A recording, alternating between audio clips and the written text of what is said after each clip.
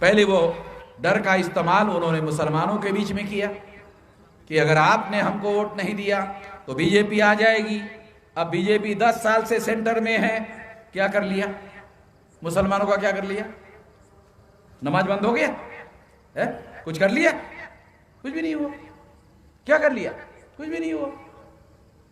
डर पैदा करते हैं, और डर पैदा करके जो डरते हैं, और डर के जब आदमी वोट लेता है, डर के जब आदमी वोट करता है, तब वो अपनी सामाजिक, आर्थिक, धार्मिक, राजनीतिक समस्याओं को भूल जाता है और बोलता है कि नहीं नहीं, अभी हम लोगों को केवल अपना बचाना है, जान बचाना है, सामाजिक आर्थिक बाद में देखेंगे। तो कोई मुसलमान किसी राजनीतिक दल को अपनी सामाजिक, आर्थिक, धार्मिक, राजनीतिक समस्याओं के आधार पर वोट डालने के बजाय डर के आधार पर वोट डालता है। यही फार्मूला SC ST OBC पर ब्राह्मण लोग लागू कर रहे हैं और कह रहे हैं संविधान खतरे में है।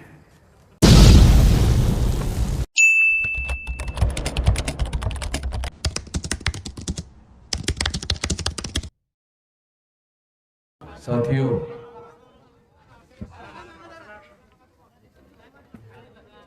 भारत मुक्ति मोर्चा के द्वारा आज चांदूर बाजार में जो कार्यक्रम हो रहा है, प्रबोधन सम्मेलन हो रहा है, उसके लिए भारी संख्या में आप लोग यहाँ उपस्थित हो। सबसे पहले मैं आप सभी लोगों का धन्यवाद ज्ञापन करता हूँ कि आज इस कार्यक्रम में आप उपस्थित है। इस कार्यक्रम के लिए बहुत सारे विषय चर्चा करने के लिए रखे गए हैं। पहिला विषय है ओबीसीची जातीनिहाय जनगणना स्वातंत्र्याच्या 75 वर्षात का केली गेली नाही। जातीनिहाय जनगणना न करणे शासक वरचारचे षड्यंत्र ही एक गंभीर चर्चा अथवा मराठा समाजाला जाणीवपूर्वक आरक्षण न देणे आणि मराठा व ओबीसी समुदायामध्ये गैरसमज निर्माण करणे या षड्यंत्राचा पर्दाफाश। दूसरा विषय आहे 62,000 सरकारी शाळांचे खाजगीकरण करणे, तसेच सरकारी नोकऱ्या संपवून कंत्राटी नोकरी भरती करणे, जुने पेन्शन योजना बंद करून नवीन पेन्शन योजना लागू करणे, बहुजन समाजातील कर्मचारी तथा बेरोजगार तरुण यांच्यासोबत धोकेबाजी आहे। तिसरा विषय आहे आतंकवाद्याच्या नावावर बेकसूर मुस्लिम समाजाला बदनाम करणे व हजारो बेकसूर बेगुनाह मुस्लिमांना खोट्या गुन्ह्यात अडकवून जेलमध्ये टाकणे, त्यांचे आयुष्य बर्बाद करणे गंभीर चर्चा। चौथा विषय आहे ईव्हीएम मशीन घोटाळ्याचा पर्दाफाश अथवा संविधान संपुष्टात आणून मनुस्मृती लागू करणे शासक वर्गाचे षड्यंत्र गंभीर चर्चा। पाचवा विषय आहे बौद्ध गयातील महाबोधी विहार यावर कब्जा तथा सम्राट अशोक निर्मित 84,000 बौद्ध स्तूप यावर षड्यंत्रपूर्वक कब्जा करून बौद्ध विरासत नष्ट करणे एक व्यापक षड्यंत्राचा भाग, एक विश्लेषण। सहावा विषय आहे केंद्र सरकार द्वारा आदिवासी विरोधात नवीन कायदे करून व वन संरक्षण अधिनियम 2023 बनवून आदिवासींना जल जंगल जमीन पासून बेदखल करण्याचे षड्यंत्र आहे, एक गंभीर चिंतन। इस तरह से लगभग 6 विषय यहाँ चर्चा करने के लिए रखे गए हैं। साथियों, मैं कुछ महत्वपूर्ण बातें आप लोगों को खास तौर पर बताना चाहता हूं। देश में जो परिस्थिति है उसको समझना बहुत जरूरी है। इस देश में आजादी का आंदोलन चला, तथाकथित आजादी का आंदोलन चला, और इस आजादी के आंदोलन में 1885 को कांग्रेस की स्थापना हुई। कांग्रेस की स्थापना चटर्जी, मुखर्जी, बैनर्जी, गोखले, तिलक, आगरकर ऐसे ब्राह्मणों के द्वारा की गई। तो कांग्रेस ओरिजिनली ये ब्राह्मणों का संगठन है। ये बात सबसे पहले हम लोगों को समझना होगा। और ये बात ज्योतिराव फुले को जब इसमें शामिल होने के लिए कहा गया था, तब ज्योतिराव फुले ने लिखित रूप से लिख कर रखा कि ये नेशनल कांग्रेस नहीं है, ये ब्राह्मण सभा है। हमारे उस समय के दूरदृष्टि के नेता ज्योतिराव फुले ने ये लिख कर रखा हुआ है। ये हमें समझना होगा, जानना होगा आज के तारीख में। दूसरी बात मैं आप लोगों को बताना चाहता हूं।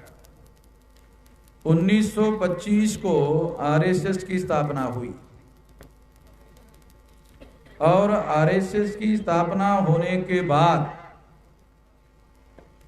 जब चुनाव का समय आया तो चुनाव लड़ने के लिए आरएसएस के द्वारा जनसंघ नाम का संगठन बनाया गया और उसका पहला राष्ट्रीय अध्यक्ष श्यामा प्रसाद मुखर्जी नाम का ब्राह्मण था। जनसंघ को जनता पार्टी में विलीन करने के बाद 77 में जनता पार्टी की सरकार बनी और उसमें जनसंघ के लोगों का विवाद हुआ। वो लोग बाहर आए। बाहर आकर उन्होंने जनसंघ की पुनर्स्थापना नहीं की, बल्कि भारतीय जनता पार्टी की स्थापना की। और इस भारतीय जनता पार्टी का पहला संस्थापक अध्यक्ष पंडित अटल बिहारी वाजपेयी नाम के नॉर्थ इंडियन ब्राह्मण को उसका राष्ट्रीय अध्यक्ष बनाया। तो आज जो भारतीय जनता पार्टी है, ये भी ब्राह्मणों का ही संगठन है। कांग्रेस ब्राह्मणों का संगठन, बीजेपी ब्राह्मणों का संगठन। जब आपको बहुत गुस्सा आता है कांग्रेस के ऊपर तो आप बीजेपी को चुनते हो। फिर जब बीजेपी के ऊपर बहुत गुस्सा आता है तो फिर आप कांग्रेस को चुनते हो।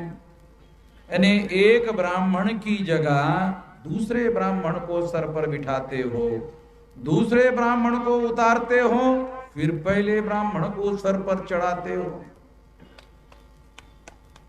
ये है असली समस्या।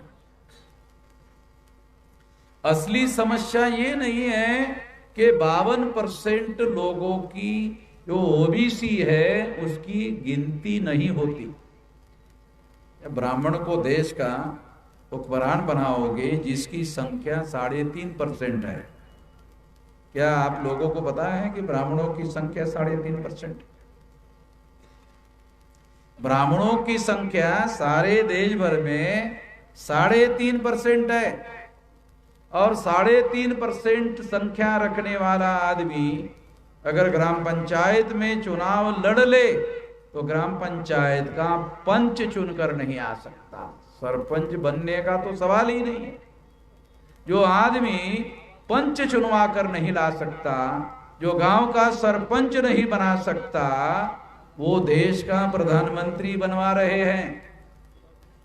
वो लोग, वो 3.5% लोग देश का प्रधानमंत्री नॉमिनेट कर रहे हैं। ये नरेंद्र मोदी कौन है? ये गुजरात का पिछड़े वर्ग का ओबीसी का आदमी। नरेंद्र मोदी जो है ये गुजरात का पिछड़े वर्ग का ओबीसी का आदमी है। 3.5% ब्राह्मण लोग इकट्ठा हुए और उन लोगों ने नरेंद्र मोदी को प्रधानमंत्री पद का कैंडिडेट बनाया। और कैंडिडेट बनाकर उन्होंने उसको कैंडिडेट क्यों बनाया? प्रधानमंत्री पद का कैंडिडेट क्यों बनाया? ज्यादा सीनियर मोस्ट आदमी लाल कृष्ण आडवाणी थे। अटल बिहारी वाजपेयी और आडवाणी ये 2 बड़े नेता थे भारतीय जनता पार्टी के।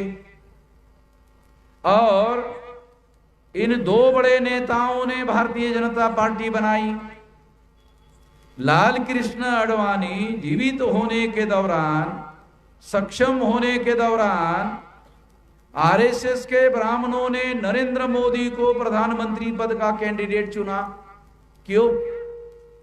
इसलिए चुना क्योंकि आरएसएस के 3.5% ब्राह्मण ये मानते थे कि नरेंद्र मोदी पिछड़े वर्ग का है, ओबीसी का है, उसकी संख्या देश में 52% है। अगर उसका चेहरा देखकर पिछड़े वर्ग के लोगों ने अगर हम उनको प्रधानमंत्री पद का कैंडिडेट बनवाते हैं, घोषित करते हैं, तो पिछड़े वर्ग के 52% लोग उस आदमी को प्रधानमंत्री बनाने के नाम पर वोट दे देंगे और इस तरह से भारतीय जनता पार्टी को बहुमत मिलेगा और भारतीय जनता पार्टी की सरकार आ जाएगी।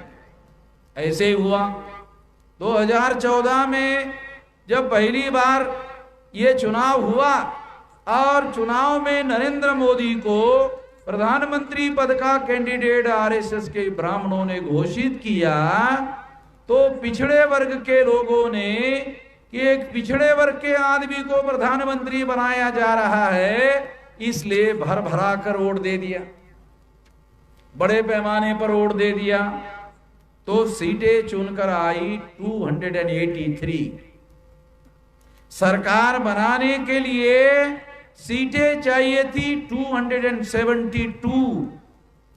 पिछड़े वर्ग ने इतने वोट दिए, इतने वोट दिए, इतने वोट दिए कि 272 के बजाय 283 11 सीटें और सरकार बनाने के लिए जितनी लगती उससे 11 सीटें और ज्यादा दे दिए।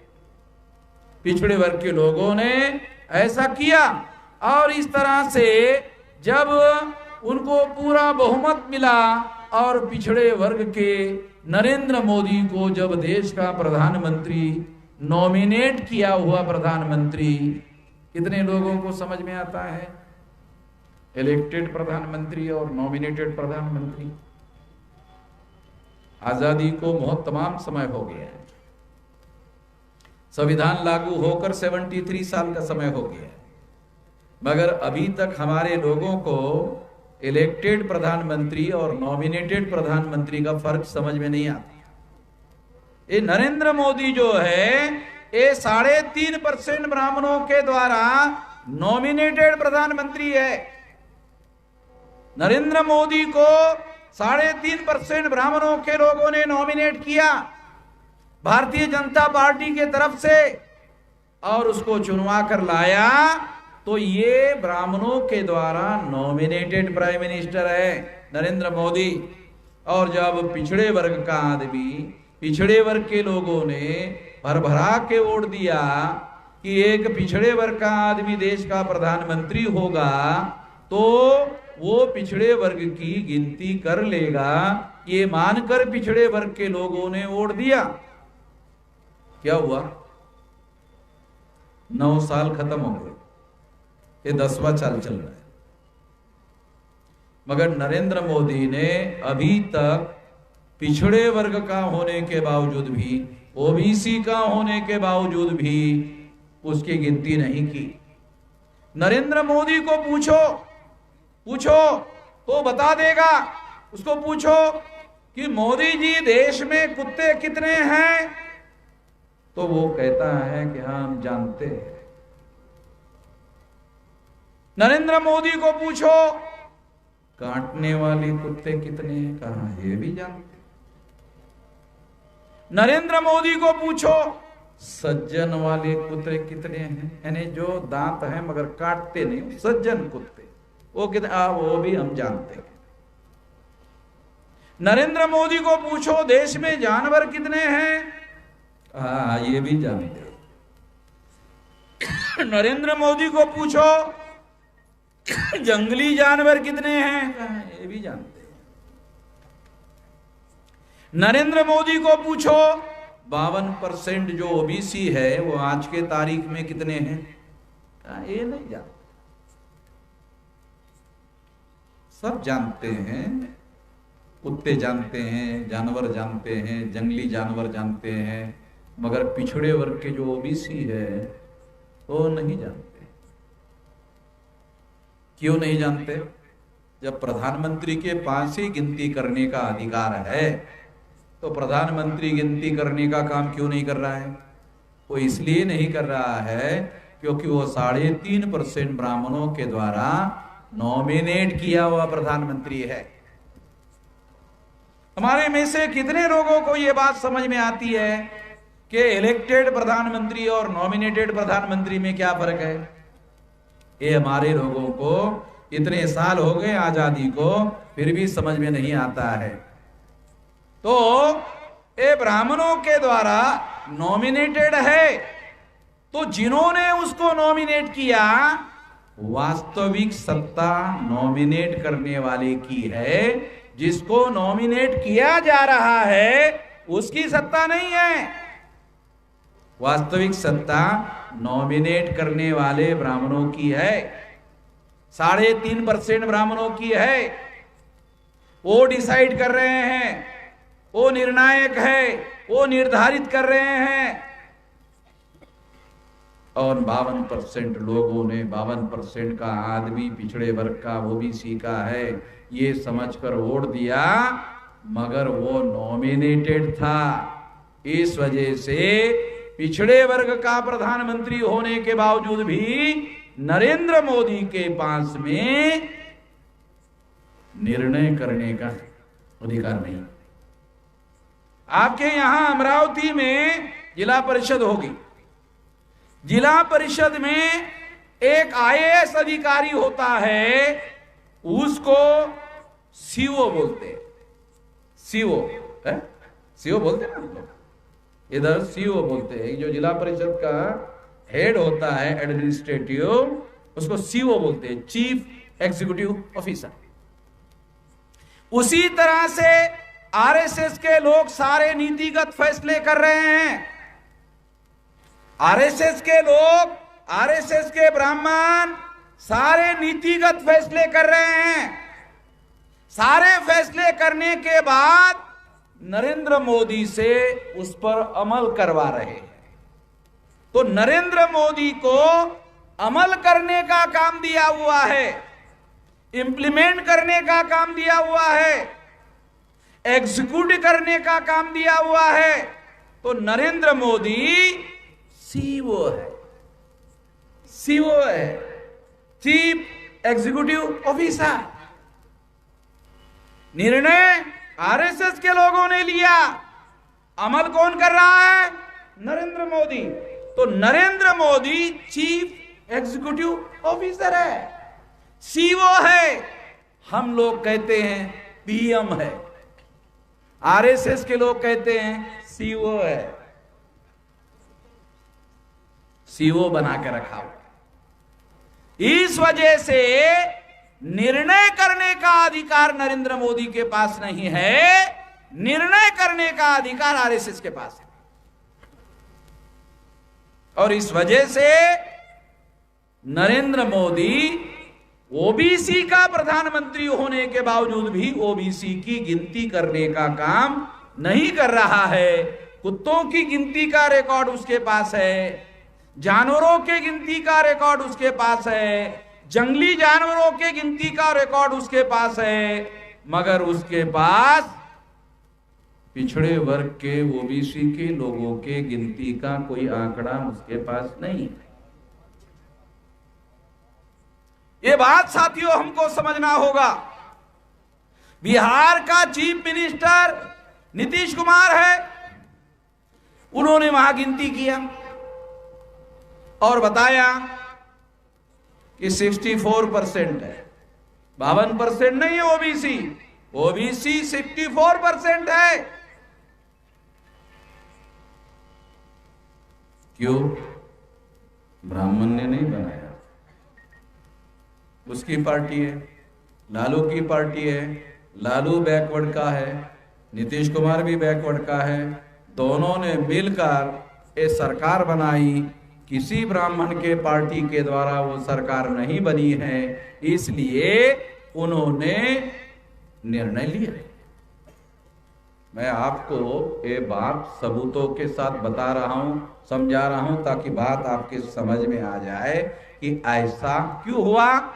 क्योंकि लालू का बैकवर्ड क्लास के लोगों का अपना संगठन है, नीतीश कुमार का अपने बैकवर्ड क्लास के लोगों का संगठन है। उन्होंने कांग्रेस का ब्राह्मणों का संगठन, बीजेपी का ब्राह्मणों का संगठन, इससे अलग तीसरी शक्ति निर्माण करने का काम किया। इस वजह से उन्होंने अपना निर्णय करने का काम किया। सबूतों के साथ बता रहा हूं, ऐसा करना होगा। हम लोग क्या करते हैं, कांग्रेस से नाराज हो गए बीजेपी को लाते, बीजेपी को नाराज होते कांग्रेस को लाते, एक ब्राह्मण को बदलते दूसरे ब्राह्मण को लाते, दूसरे ब्राह्मण को बदलते पहले ब्राह्मण को लाते।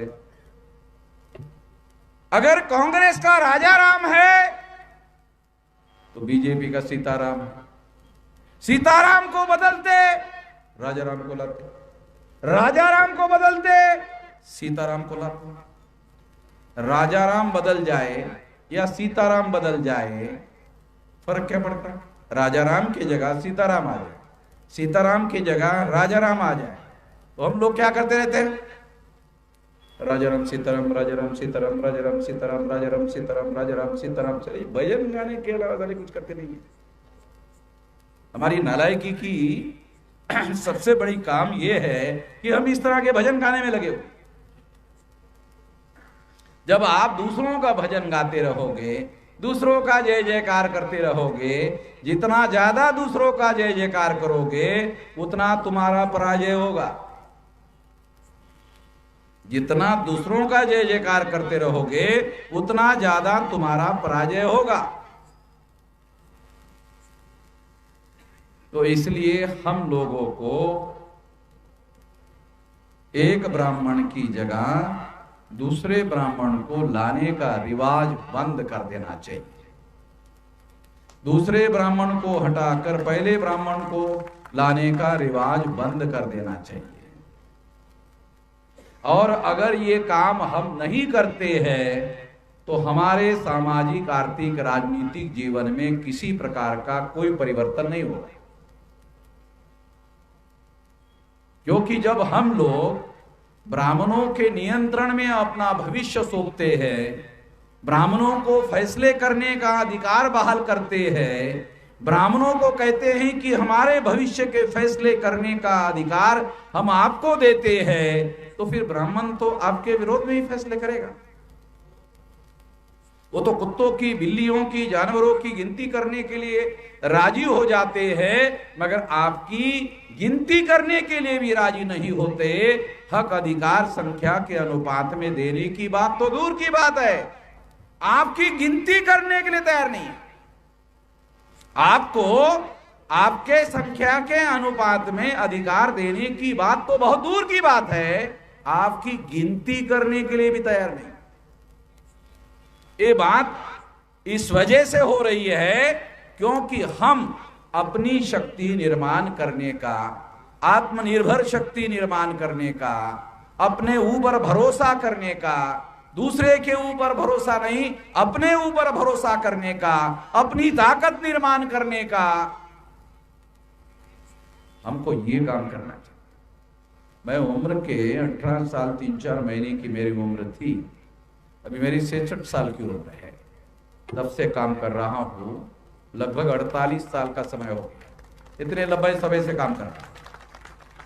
और आज 32 राज्यों में 567 जिलों में संगठन का जाल सारे देश भर में हमने फैलाया और 4000 से ज्यादा तहसीलों में संगठन का जाल फैलाया। सारे देश भर में ऐसा किया। इतने लंबा समय लगाने के बाद, रात दिन समय लगाने के बाद, और इस तरह से इतना विशाल संगठन निर्माण किया। अभी संगठन निर्माण करने का काम नहीं करना है आपको, ये बाकायदा बना दिया गया है। और इतना बड़ा संगठन बनाया कि 6 अक्टूबर 2022 को आरएसएस के हेडक्वार्टर को घेरने के लिए 4.5 लाख लोगों को नागपुर लेकर गए।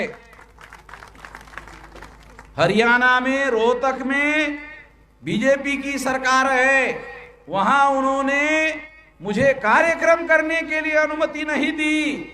जब अनुमति नहीं दी तो मैंने सोचा ये अनुमति क्यों रोक रहे हैं, तो पता चले बीजेपी के लोग हैं। तो बीजेपी के जो नालायक बच्चे हैं ये किसने पैदा किए, तो पता चला आरएसएस ने ये नालायक बच्चे पैदा किए। तो इसलिए मैंने सोचा अरे आरएसएस का हेडक्वार्टर तो नागपुर में है, तो इन बदमाशों को उधर पकड़ना पड़ेगा भाई, इधर नहीं पकड़ना पड़ेगा क्योंकि उनके बाप तो नागपुर में रहते हैं। तो मैंने हरियाणा में उनका बंदोबस्त करने के बजाय उनके बाप की कॉलर पकड़ने के लिए नागपुर आया। और नागपुर में 4.5 लाख लोगों का मोर्चा निकाला। तो वहां पुलिस कमिश्नर मेरे पास आया, मैं नहीं गया उसके पास, वही मेरे पास आया। और मेरे पास आया और असिस्टेंट पुलिस कमिश्नर को मेरे पास भेजा और कहने लगा अभी आपका आगे क्या करने का इरादा है। ये साला डरा आदमी, पुलिस कमिश्नर बोलता वो नहीं, आपके कई लाख लोग इकट्ठा हो गए, मैं वहां से आ रहा हूं, आपके लोग मेरी नहीं सुन रहे हैं। क्या बोल रहा है वो इतने लाख लोग इकट्ठा हो गए और आपके लोग मेरी नहीं सुन रहे। अरे मैंने कहा कमिश्नर साहब आपका दिमाग नहीं चल रहा भाई, अरे वो मेरे लोग हैं, मेरी सुनेंगे कि आपकी सुनेंगे। अरे मैंने मेरी सुनने के लिए तैयार किया, आपकी सुनने के लिए थोड़ी तैयार किया। वो आपकी नहीं सुन रहे हैं, सही कर रहे हैं। वो मेरी सुनने के लिए मैंने तैयार किया। तो कहा फिर आपका आगे क्या करने का इरादा है।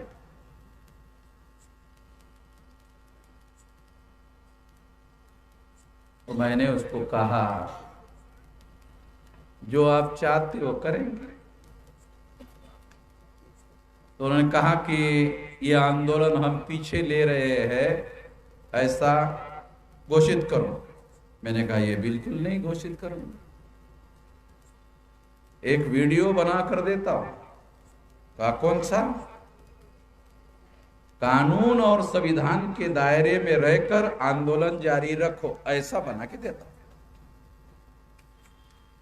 असिस्टेंट पुलिस कमिश्नर ने उसको बुलाया, कहा कि ये तो मेरा सुन नहीं रहा है, ले जा, सुन ही नहीं रहा है। जब मेरे को मिलने के लिए आया, पैरा मिलिट्री फोर्सेस के 200 लोगों को लेके आए हथियार वाले। साले मेरे हाथ में लकड़ी भी नहीं थी इतनी।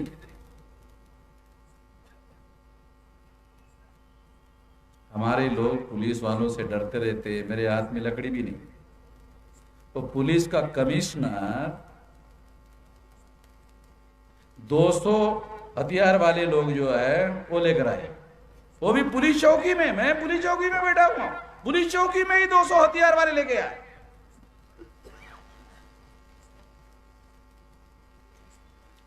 लोगों को तैयार करने की जरूरत है। लोगों को तैयार करो इस तरह से जैसे भी आपने यहां तैयार किया। लोगों को तैयार करो, कानून और संविधान के दायरे में रहकर काम करने का तरीका है हमारा। हम हथियार उठाने वाले लोग नहीं हैं, हथियारों का उपयोग और प्रयोग करने वाले लोग नहीं हैं। कानून और संविधान के दायरे में हमें तमाम अधिकार मिले हुए हैं, उसका केवल हमको उपयोग करना है, कुछ नहीं करना है। कोई हथियार फथियार, चाकू छुरी बंदूक गोली बिल्कुल चलाने की जरूरत नहीं है। मैं गोली चलाने के बिल्कुल पक्षधर नहीं हूं, गोली चलाता, गोली नहीं बोली चलाता। गोली से ज्यादा खतरनाक, गोली एक बार आदमी को लगती है, आदमी मर जाता है। मेरी गोली लगी अगर दिमाग में अंदर घुस गए तो मरते दम तक उसका पीछा नहीं छोड़ता।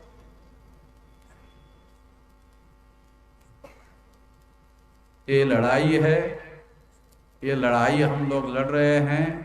इस देश में हम लोगों को SC ST OBC माइनॉरिटी के लोगों की संख्या 85% है और हम लोगों को इस देश में गुलाम बना के रखा हुआ है। ये षड्यंत्र पूर्वक रखा हुआ है, योजना बनाकर रखा हुआ है, प्लानिंग बनाकर रखा हुआ है। इसलिए हम लोगों को इन लोगों के झांसे में नहीं आना है। ये जो नारे लगाते हैं, चाहे कम्युनल का नारा हो चाहे सेकुलर का नारा हो, इस झंझट में पड़ने की जरूरत नहीं है। हमें अपना संगठन निर्माण करने पर जोर लगाओ, अपनी ताकत पैदा करने पर जोर लगाओ, अपनी जनशक्ति निर्माण करने पर जोर लगाओ। संकट काल में वही आपकी मदद करेगा। संकट काल में कोई और आपकी मदद करने वाला नहीं है, आपकी संगठन शक्ति ही आपकी मदद करेगा। इसलिए मैं आपको ये बात समझाने के लिए यहां आया हूं कि अपनी संगठन शक्ति का निर्माण करो। और अपनी संगठन शक्ति निर्माण करने के लिए क्या करना होगा? नौजवानों को खास तौर पर गांव-गांव में जाना चाहिए और गांव-गांव में SC ST OBC माइनॉरिटी के लोगों के बीच में, इस देश में 3.5% ब्राह्मणों ने जो झगड़े लगा रखे हैं, DNA के अनुसार ध्यान रखो, ये विज्ञान ने घोषित किया है ब्राह्मण का DNA विदेशी है, ब्राह्मण भारतीय नहीं है। इस देश में मुगलों का राज था, विदेशी थे, खत्म हो गया। मुगलों को खत्म करने के बाद अंग्रेजों का राज आया, विदेशी थे, खत्म हो गए। मुगल विदेशी थे, खत्म हो गए। अंग्रेज विदेशी थे, खत्म हो गए। ब्राह्मण विदेशी है। अभी तीसरा ही है, अभी ज्यादा समय नहीं है, 2030 तक, अभी 23 चल रहा है, ज्यादा लंबा समय नहीं है। 2030 तक 6 लाख गांव का संगठन खड़ा हो जाएगा। ये अब देख रहे हैं, एक चांदूर बाजार है, ये कोई जिला थोड़ी है, ये तो तहसील में, तहसील है। अगर तहसील में इतने लोग आप इकट्ठा करना शुरू करो, कुछ नहीं करने का।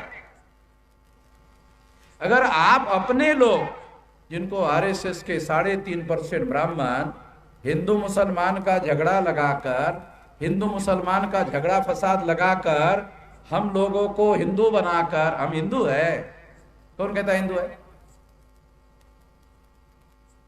कौन कहता है हिंदू? हाँ, मुसलमान कहते हैं हम लोगों को हिंदू। जो मुसलमान जो है भारत में वो क्या कहते हैं? जो मुसलमान नहीं है वो सारे हिंदू। मैंने मुस्लिम भाइयों को कितनी बार समझाया, समझा के थक। वो क्या कहते हैं, जो मुसलमान नहीं है वो सारे हिंदू हैं। कैसे है? दयानंद सरस्वती नाम का गुजरात का ब्राह्मण है, उसने कहा, बड़ा नेता ब्राह्मणों का दयानंद सरस्वती, उसने लिख कर रखा है कि हिंदू मुसलमानों की दीवी गाली है। हिंदू मुसलमानों की दीवी गाली है। ब्राह्मण लोग अपने को कभी हिंदू नहीं मानते। ब्राह्मण का जन्म से लेकर मृत्यु तक और मृत्यु से लेकर जन्म तक सारा संस्कार ब्राह्मण के नाम पर होता है। ब्राह्मण का कभी कोई संस्कार हिंदू के नाम पर नहीं होता, क्योंकि ब्राह्मणों ने ही कहा हुआ है कि हिंदू मुसलमानों की दीवी गाली है। अगर हिंदू मुसलमानों की दीवी गाली है तो ब्राह्मण लोग हमें हिंदू कहकर गाली क्यों देते हैं? कुछ मुसलमानों ने मुझे पूछा, चलो ठीक है आपको हम हिंदू नहीं कहते, क्या कहे? तो हमने कहा संविधान ने हमें शेड्यूल कास्ट कहा, शेड्यूल कास्ट कहो। संविधान ने हमें शेड्यूल ट्राइब कहा, शेड्यूल ट्राइब कहो। संविधान ने हमें ओबीसी कहा, ओबीसी कहो। ये तो संविधान ने कहा ना, ये तो कानून है, ये कहने के लिए क्या दिक्कत है? ये जो हिंदू मुसलमान वाला फार्मूला बनाया, ये हिंदू मुसलमान वाला फार्मूला बनाया, मुसलमान इसे 6 महीने में सारे देश भर में ध्वस्त कर सकते हैं। मुसलमानों को मेरी सलाह है, 6 महीने में हिंदू मुसलमान का मामला खत्म हो सकता है, अकेले मुसलमान कर सकते हैं। क्या करना होगा मुसलमानों को? एससी एसटी ओबीसी को हिंदू कहना बंद कर देना, कुछ नहीं कहना। अगर मुसलमानों ने एससी एसटी ओबीसी को हिंदू कहना बंद कर दिया, तो कहना बंद कर दिया, कितना पैसा खर्चा होगा मुसलमानों को? पैसा कहने का खर्चा होगा, ये भी मैंने समझा। कोई खर्चा भी नहीं होता, कुछ नहीं होता। हमको केवल हिंदू कहना बंद कर दो भाई। तो कहते, क्या कहते हैं? तो ब्राह्मण तो कहता है, ब्राह्मण को कहने दो, उनको निपट लेंगे ना, है? तुमको हम निपटना नहीं चाहते, लिपटना चाहते हैं। अरे उनको निपट लेंगे और तुमको लिपट लेंगे। भाईचारा में तो लिपटने का ही तो काम होता है ना। तो तुमको लिपटेंगे और ब्राह्मण को निपटेंगे। वो तो 3.5% है। खाना खाने में चटनी होती है ना, मुंह पर लगाते टेस्ट के लिए, तो 3.5 चटनी के जैसा है। मैं खा साले। तो हम लोगों को ये बात समझना है, और खास तौर पर मुस्लिम लोगों को समझना है कि यदि आप एससी एसटी ओबीसी को हिंदू कहोगे तो उसकी संख्या 85% से ज्यादा हो जाएगी, और फिर मुसलमानों को बहुत मुश्किल होगी। आप अपने लिए संकट खड़ा कर रहे हो, एससी एसटी ओबीसी के लोगों को हिंदू बना रहे हो, हिंदू कह रहे हो, और वो हिंदू कहने के बाद ब्राह्मण हिंदू के नाम पर मुसलमानों के घरों पर उन्हीं लोगों को भेजकर फसाद करवाते हैं।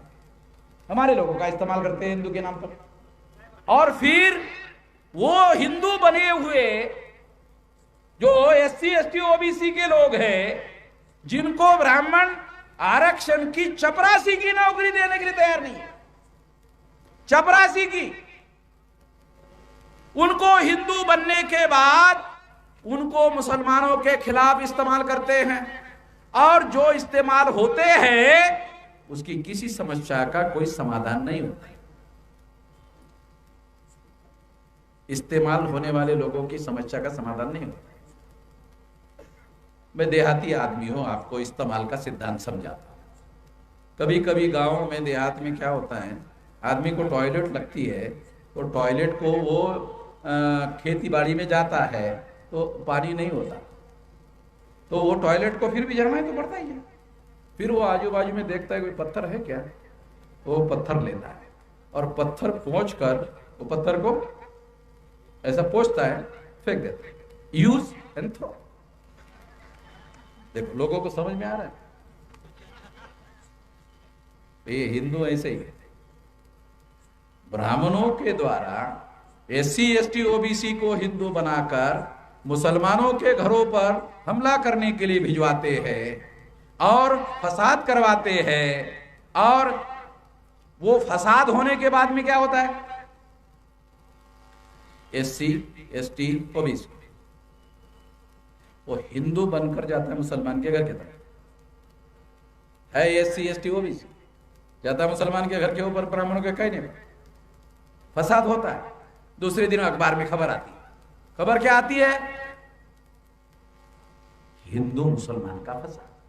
कोई अखबार वाला ये नहीं लिखता SC ST OBC एक साइड में थे और एक साइड में मुसलमान थे, कोई अखबार वाला नहीं लिखता।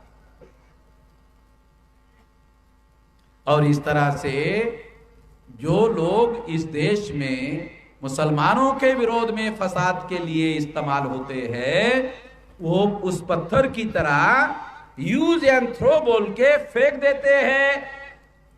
जिनका इस्तेमाल करके फेंकने के लिए यूज होता है उनका किसी समस्या का समाधान नहीं होता है।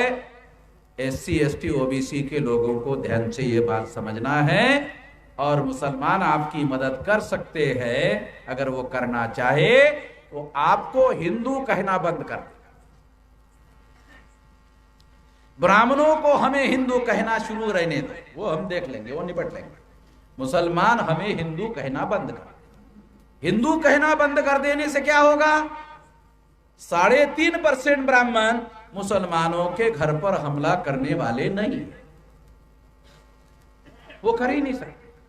ये 15%, मुसलमान 15%, ब्राह्मण 3.5%, तो 3.5% ब्राह्मण मुसलमानों के घरों पर हमला नहीं कर सकते, समस्या का समाधान हो जाए। मुसलमान चाहे तो समस्या का समाधान कर सकते हैं। ये मुसलमान हमें SC ST OBC को, कुणबी मराठा को हिंदू कहना बंद कर देना। एक नया पैसा खर्चा नहीं आएगा, केवल कहना बंद कर देना। मैं वर्षों से ये बात समझा रहा हूं, ये बात मुसलमानों के बहुत ज्यादा फायदे की है, मेरे फायदे की बाद में दूसरे नंबर, मुसलमानों के फायदे की है। जब SC ST OBC के लोग SC ST OBC रहेंगे तो SC ST OBC के लोगों को SC ST OBC के नाम पर आरक्षण का अधिकार मिलेगा। जब कोई आदमी हिंदू के नाम पर SC ST OBC का आदमी बन जाता है तो SC ST OBC का आदमी हिंदू बनने के बाद उसको आरक्षण भी नहीं मिलता। जो हिंदू बनेगा उसको आरक्षण नहीं मिलता, वो खत्म हो जाता है। उसको आरक्षण SC ST OBC के नाम पर है, आरक्षण हिंदू के नाम पर नहीं है, SC ST OBC के नाम पर है। हम लोगों को भी ये ध्यान रखना होगा कि SC ST OBC के जो लोग हैं वो, उनको हिंदू कैसे बनाया जाता है। जैसे फॉर एग्जाम्पल अमेरिका के लोग, यूरोप के लोग भारत में आए, उन्होंने प्रचार किया, क्रिश्चियनिटी का प्रचार किया, तो हमारे लोग क्रिश्चियन हो गए। वो प्रचार करते, अपना धर्म समझाते और हमारे लोग धर्म में कन्वर्ट हो जाते हैं। ब्राह्मण कभी भी ब्राह्मण धर्म का प्रचार नहीं करता। ब्राह्मण के धर्म का ओरिजिनल नाम ब्राह्मण धर्म है। ब्राह्मण धर्म के लोगों का हिंदू धर्म नाम नहीं है। जब किसी ने हिंदू कहना शुरू कर दिया तो मैंने वीडियो बनाया और वीडियो में कहा, अरे तो मुसलमानों की दी हुई गाली है, तुम क्यों कह रहे हो। मेरा वीडियो निकला, निकलने के बाद ब्राह्मणों ने हिंदू कहने के बजाय दूसरा नाम प्रचार में लाया। दूसरा नाम क्या है, सनातन धर्म है हमारा नाम है, लाया कि नहीं नया नाम। नहीं, हमारे धर्म का नाम हिंदू नहीं है, हमारे धर्म का नाम सनातन धर्म है। तो मैंने कहा एस धम्मो सनातनो, यह धर्म सनातन है। कौन सा धर्म सनातन है? बुद्ध का वचन है, एस धम्मो सनातनो, यह धर्म सनातन है। कौन सा धर्म? वैर से वैर समाप्त नहीं होता, अवैर से वैर समाप्त होता है, यह सनातन धर्म है। बुद्ध का वचन है। मैंने कहा अरे ब्राह्मणों, तुम दोबारा फिर चोरी कर रहे हो। पहले हिंदू के नाम से चोरी की, अभी सनातन के नाम पर चोरी कर रहे हो। साले तुम्हारा ओरिजिनल कुछ है क्या? तुम्हारा कुछ तो ओरिजिनल होना चाहिए ना। तुम अपने को बड़े पंडित कहते हो। तुमको मैं बताता हूं, तुम्हारे धर्म का ओरिजिनल नाम ब्राह्मण धर्म है। तुमको अपने धर्म का, ब्राह्मण धर्म का प्रचार करने में शर्म महसूस होती है, लज्जा महसूस होती है। मैं तुम्हारी मदद करने के लिए तैयार, और इसके लिए एक पैसा भी मैं तुमसे नहीं लूंगा। मैं तुम्हारे धर्म का ब्राह्मण धर्म के नाम पर प्रचार करने के लिए मुफ्त में तैयार हूं। तुम अपने धर्म का ब्राह्मण धर्म के नाम पर प्रचार क्यों नहीं करते हो? मैंने ब्राह्मणों को वीडियो बनाकर कहा, ब्राह्मणों को बात समझ में आती है कि वामन मिश्रा साला 3.5 में ही निपटना चाहता है। ब्राह्मणों को बात समझ में आती, बुद्धिमान आदमी है। तो उनको क्या समझ में आया? वामन मिश्रा उनको 3.5 में ही निपटना चाहता है। तो 3.5 में निपटेंगे तो फिर तो सारा मामला ही राम नाम सत्य हो जाएगा। हम लोगों का राम नाम सत्य हो जाएगा, और हम लोग जो है बुरी तरह से इस देश में फैल जाएंगे। तो ध्यान रखो, बहुसंख्यांक लोग इस देश के हम मूल्यवासी लोग हैं। हम बहुसंख्यांक लोगों का समर्थन हासिल करने के लिए ब्राह्मणों ने हमें हिंदू कहना शुरू कर दिया, सनातन कहना शुरू कर दिया, और उससे भी बड़ी बात, उन्होंने मुसलमानों के विरोध में, फसाद में हमारा इस्तेमाल करना शुरू कर दिया। इससे हम लोगों को सावधान रहना चाहिए। जहां जहां भी मैंने कमिश्नर को दिल्ली में लिख कर दिया कि मेरा संगठन जहां जहां मजबूत होगा, मैं लिख के देता हूं, फसाद हिंदू मुसलमान का हमेशा के लिए बंद हो जाएगा। कमिश्नर ने मुझे बुलाया और पूछा कैसे? मैंने कहा फसाद में SC ST OBC को मुसलमानों के खिलाफ में इस्तेमाल करते हैं। हर जिले में मेरा संगठन मजबूत हो जाए, SC ST OBC जागृत हो जाएगा। कोई भी आदमी ब्राह्मण की मानना बंद कर देगा, ब्राह्मण की मानना बंद कर देगा, फसाद खत्म हो जाएगा। अरे तो साले बड़ा आसान फार्मूला है। मैंने कहा सरकार को पूछो, मानता है इसी के धोखाधड़ी पर तो साले उनकी सरकार बनेगी। हम लोगों का ये जो 18 साल के व्यक्ति को वोट का अधिकार है ना, इसी पर तो सरकार बनती है दिल्ली में। हमारे लोगों को गधा नहीं बनाएंगे तो दिल्ली में सरकार बनेगी क्या? हमारे लोगों को गधा बनाकर ही तो सरकार बनाते हैं। पहले तो गधा बनाते हैं, फिर सरकार बनाते हैं, फिर गधे पर बैठ जाते हैं सवारी काटते हैं, हमारी सवारी काटते हैं।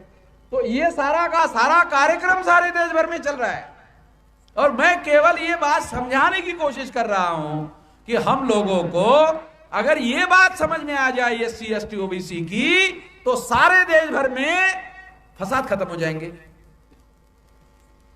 लाखों लोग फसाद में मारे जाते हैं, मर जाते हैं, लॉ एंड ऑर्डर का प्रॉब्लम हो जाता है, बहुत गंभीर लॉ एंड ऑर्डर का प्रॉब्लम हो जाता है, पुलिस वाले भी मरते हैं। पुलिस वालों को भी मैंने कहा अरे तुम्हारी भी सिक्योरिटी का मामला इसमें, तुम लोगों को भी बचाया जा सकता है, नहीं तो जब फसाद होता है तो पुलिस भी मारे जाते हैं। इसलिए साथियों, हम लोगों को SC ST OBC Kunbi Maratha Maharashtra में जागरण करने का जो अभियान है, हम लोगों को ये करना बहुत जरूरी है। अभी महाराष्ट्र में OBC वर्सेस मराठा का झगड़ा लगाया जा रहा है। OBC versus Maratha, Maratha versus OBC, ये झगड़ा काहे के लिए लगाया जा रहा है पता है आप लोगों को? बीजेपी के लोगों ने शिवसेना को तोड़ा, शिंदे को अपने साथ लिया, उसको मुख्यमंत्री बनाया, एकनाथ शिंदे को मुख्यमंत्री बनाया। मुख्यमंत्री बनाने के बाद फिर उन्होंने समीक्षा की। एकनाथ शिंदे के कहने पर कितने मराठा बीजेपी को वोट डालेंगे, तो सर्वे किया, एक भी मराठा शिंदे के कहने पर बीजेपी को वोट देने के लिए तैयार नहीं। उनको पता चल गया। फिर उन्होंने राष्ट्रवादी के मराठा को, अजित पवार को तोड़ा, फिर अजित पवार को जोड़ दिया, फिर उसका समीक्षा किया और समीक्षा करने के बाद पता चला अजित पवार के कहने पर शरद पवार को मानने वाले जो लोग हैं मराठा, वो कितने मराठा वोट देंगे, कोई मराठा वोट देंगे। अजित पवार के कहने पर बीजेपी को कोई मराठा वोट देने के लिए तैयार नहीं। फिर उनको समझ में आया कि अरे इससे तो लायबिलिटी हो गई। अंग्रेजी में इसको लायबिलिटी बोलते हैं आणि मराठीमध्ये लोळणं म्हणतात। आता तुम्हाला मराठीत लवकर समजेल। लोळणं एखादी गाय वांडाय असते ना, त्याच्यात लोळणं बांधतात तिच्या गायीला। मी खेड्यातला आहे, माझ्या शेतकऱ्याचाच मुलगा आहे, त्यामुळे मला माहित आहे ना, त्याला लोळणं बांधतात। हे उनको लगा रहे थे लोळणं झालं ये। तो इसलिए उनको लगा कि अरे इससे तो कुछ होने वाला नहीं है, तो फिर क्या करना होगा, इससे लोकसभा का चुनाव जो 2024 में हो रहा है उसमें हमको वोट नहीं मिलेंगे, तो भाई चुनाव जीतेंगे नहीं। आरएसएस भाजपा ने सर्वे किया, 48 लोकसभा में से पिछले लोकसभा चुनाव में 48 में से 43 सीटें जीती, और अभी सर्वे किया, ये इनको तोड़ने के पहले सर्वे किया तो पता चला 6 लोकसभा की सीटें बीजेपी वाले जीतने वाले हैं। 6, केवल 6 सीटें। फिर उसके बाद तोड़फोड़ करने का काम किया, तो मराठा वोट मिलने वाला नहीं है, तो इसलिए मराठा वर्सेस ओबीसी और ओबीसी वर्सेस मराठा का झगड़ा इस वजह से लगाने का काम शुरू किया। जब Maratha versus OBC, OBC versus Maratha का झगड़ा लगाया जाएगा तो जो मराठा बेस पार्टियां है उसको ओबीसी वोट देना बंद कर देगा, और इस तरह से बीजेपी को ओबीसी के नाम पर वोट होगा, और चुनाव के बाद ओबीसी का इस्तेमाल होगा। और जैसे मैंने पत्थर ओबीसी को ऐसे फेंक यूज एंड थ्रो, तो जो ओबीसी के लोग चाहते हैं कि पिछवाड़ा पोंछने वाला पत्थर ना बनना चाहते हैं, तो वो लोग ये दांव पेच में फंसने का काम ना करें।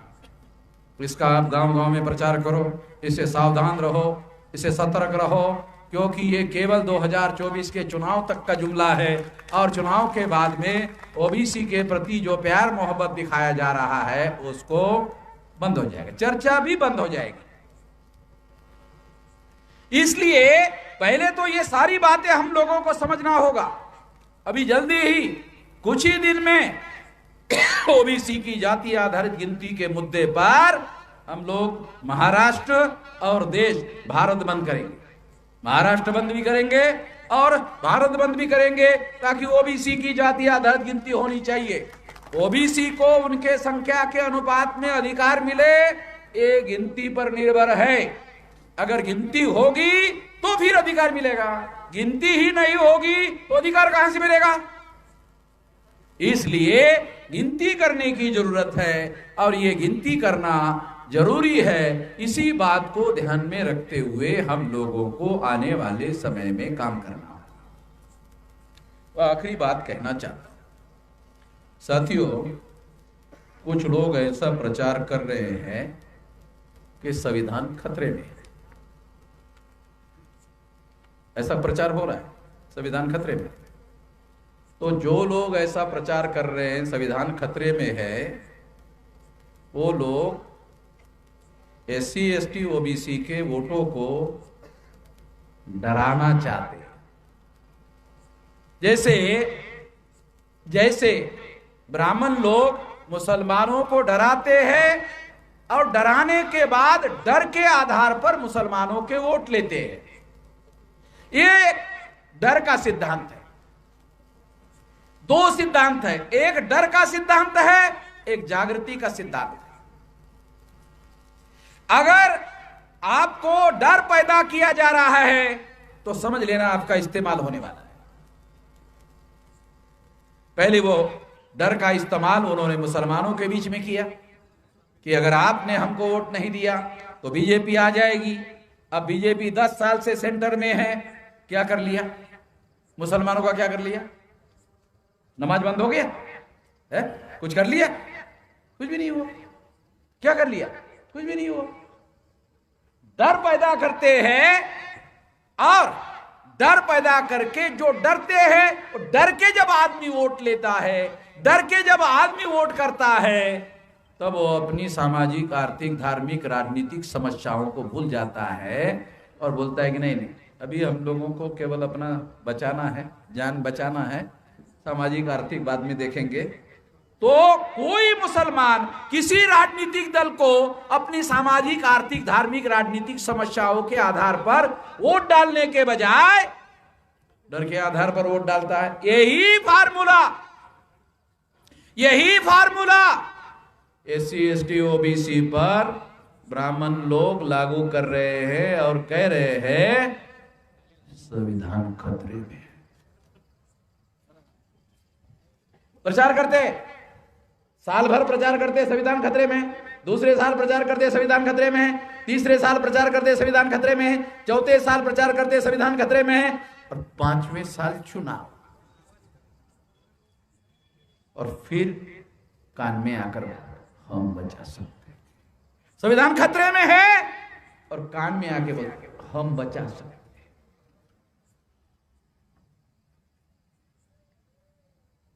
इस्तेमाल करने की रणनीति है। ध्यान रखो, ये जागृति का सिद्धांत नहीं है, ये इस्तेमाल का सिद्धांत है। आपको डराकर वोट लेना इस्तेमाल का सिद्धांत है, यूज एंड थ्रो का सिद्धांत है। जागृति के आधार पर वोट दिए जा सकते हैं, लिए जा सकते हैं। हम क्यों वोट करें ब्राह्मण को? चाहे कांग्रेस वाली पार्टी हो ब्राह्मणों की, चाहे बीजेपी वाली पार्टी हो ब्राह्मणों की, हम क्यों वोट करें? इससे क्या हम लोगों का राज आने वाला है? बीजेपी की सरकार सेंटर में आने से हमारा राज आएगा? कांग्रेस की सरकार दिल्ली में आने से हमारा राज आएगा? कैसे आएगा? नहीं आएगा। फिर हम क्यों वोट करें? हमारी इस देश में 85% वोट है और केवल 40% वोटों के आधार पर सरकार दिल्ली में बन रही है, तो हमारे वोटों की वजह से बन रही है। अगर हम दूसरों की सरकार बनाने लायक है तो अपनी सरकार भी बनाने लायक है। जब हम लोग दूसरों की सरकार बनाने लायक है तो हम अपनी भी सरकार बनाने लायक है। केवल डायरेक्शन बदलना जरूरी है। हमको डर के आधार पर नहीं, जागृति के आधार पर वोट डालने का हुनर सीखना होगा। इस तरीके से अगर काम करोगे तो हमारे लोग इस देश में हुक्मरान बन सकते हैं। हुक्मरान बनना होगा। बाबा साहब आम्बेडकर ने वोट का अधिकार गुमराह होकर देने के लिए नहीं दिया। वोट का अधिकार में 2 अधिकार शामिल है, एक राजा चुनने का, राजा बनने का। वोट के अधिकार में 2 अधिकार शामिल है, राजा चुनने का और राजा बनने का। तो आपको राजा चुनने का काम आज तक करते आए हो, अभी राजा बनने के लिए वोट डालो। अगर आप ऐसा करोगे तो आप राजा बन सकते हो। राजा बनोगे तो अपने भविष्य का खुद मुख्तियार होकर फैसला करने लायक हो सकते हो। जब आपके पास ही फैसला करने का अधिकार होगा तब ही आपकी समस्या का समाधान होगा, अन्यथा आपकी समस्या का समाधान नहीं होगा। ऐसा करना होगा। ऐसा करने के लिए आप अपने आप को तैयार करोगे। इस आशा और विश्वास के साथ आपने मेरी बात ध्यान से सुनी, इसके लिए आभार, धन्यवाद।